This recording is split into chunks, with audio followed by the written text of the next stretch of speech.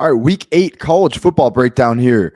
Barn burner to start the day in the ACC. Two undefeated teams going head to head in Death Valley. We got Syracuse going to Clemson, and seeing Clemson at home as a 13.5 point favorite in this spot. Pretty low total as well at 49.5.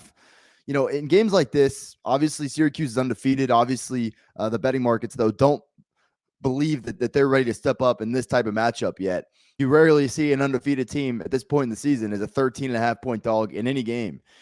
I'm not so sure they can step up in this matchup. My main and listen, you can say I've been wrong about Clemson this year in a sense. I actually have never bet against them. I actually bet on them when they played Wake Forest. That didn't work out for me, and I've been on their unders a few times.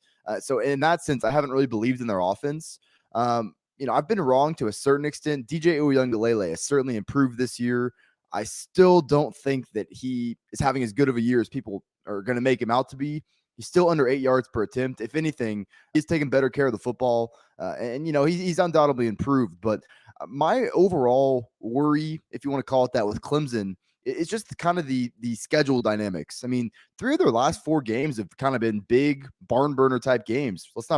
It started at Wake Forest, a double overtime win. That very next week, you come back home and play arguably the biggest game of the season at that point against North Carolina State. And then just this past week, a tough road game at Florida State. This certainly wasn't a game preseason that Clemson thought they were going to have to, bring their A game for. I think Syracuse can hang in this game. Coming into the year, we knew offensively that this is a run-first team. They got Sean Tucker, freshman All-American from a year ago. He's been fine this year, but the theme of Syracuse's offense has undoubtedly been Garrett Schrader and that next step he's taken as a passer. We knew what he could do in the run game coming into the year, but with Robert and I coming in from Virginia, a new system, Garrett Schrader has responded really well to it. What's the one thing we know about Clemson's defense? Probably not going to be able to run on them. And, Sean Tucker hasn't really lived up to the expectations this year. So I think that's especially true, but their secondary can be had. We saw that in a huge way against Wake Forest, and they have improved since then.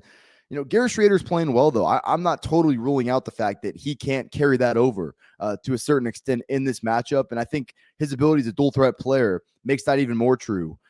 My main worry about Syracuse, though, and why I'm not going to get to the window with them, is that this sets up to be a pretty big mismatch in the trenches. Playing Louisville and Purdue and even NC State last week, that's good competition, but what's going to be required from your offensive and defensive line, it's just a major step up in this sort of matchup. Going up against Clemson, their offensive line has improved mightily here over the past calendar year or so, and then we know how good they are, especially along that interior defensive line. So, Syracuse's secondary has held up pretty nicely in sort of this bend don't break system, but can they stop the run against Will Shipley? I just feel like, Clemson's run game and their physicality in the trenches is going to win them this game.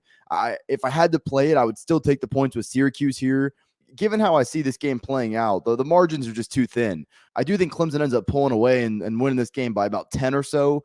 So I just don't feel good enough about how Syracuse is going to step up over the full game to back them here. But I would certainly lean that way here on Thursday night. As far as a total, no real feel on the total. We just haven't seen Syracuse step up in this type of game this year. This will be an interesting test, especially for that defense.